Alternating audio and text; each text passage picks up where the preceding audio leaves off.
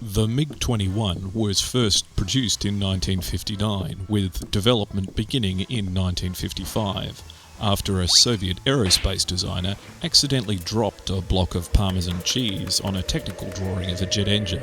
Its name, MiG-21, is a combination of two statements: MiG, a shortened form of might make it off the ground, and 21, the average life expectancy of the pilot in minutes.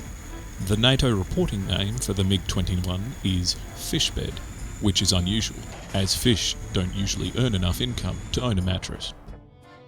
The MiG-21 bis variant has been lovingly recreated in the DCS simulation, with a full recreation of all of its properties.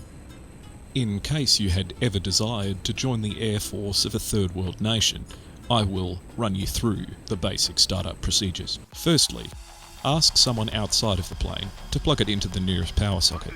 The batteries in this thing have not held a charge since the 60s. Move to the right panel and basically flick on everything. Except this. And I'm not entirely sure what this does, but it does not seem important. This is called the flick zone and is the most fun part of starting the aircraft. Move over to the left panel. Turn on these two switches so you don't burn to death on the ground. Unstick the throttle. Hold this button for a second or two while you contemplate your mistakes. Close up the canopy. Don't forget to turn these two handles or your head will explode when you fly too high. Your compass is disobedient. Press this button to discipline it back into line. Deploy takeoff flaps. Set your radar to standby mode, because it takes insanely long to start working if you don't do it now.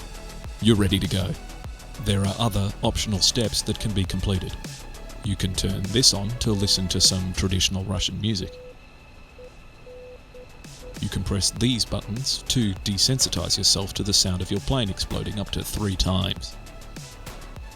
This thing lets you communicate to people outside of the plane, which is something I assume people want to do sometimes. Taxi over to the runway. You steer by gently applying the brakes and using the rudder. Don't brake too many times, or else you won't be able to brake anymore. And that's not even a joke. No one expects you to be very good at this, so just wiggle your way over to the runway. Take off as fast as you can. Do not be concerned if your tyres pop. This is to be expected, as you won't be making it back alive to land.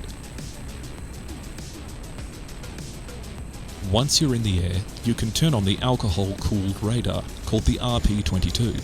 Don't forget, the 22 in RP-22 refers to its ability to detect targets up to 220 meters away. Lock on, and you can unleash the latest R3R missiles against your target. Effective, so long as the enemy doesn't react.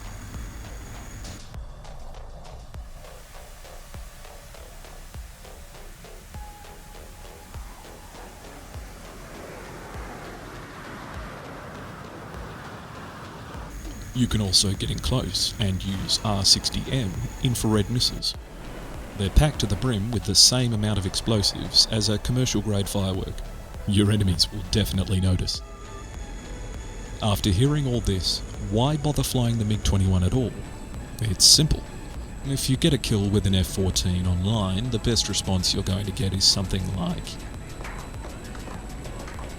But if you manage to take down a modern jet in a 21, you can always expect something like... Because everyone knows you're not just fighting the enemy, you're fighting your plane as well. And when the best odds you can hope for is 2 against 1, then you're always the underdog.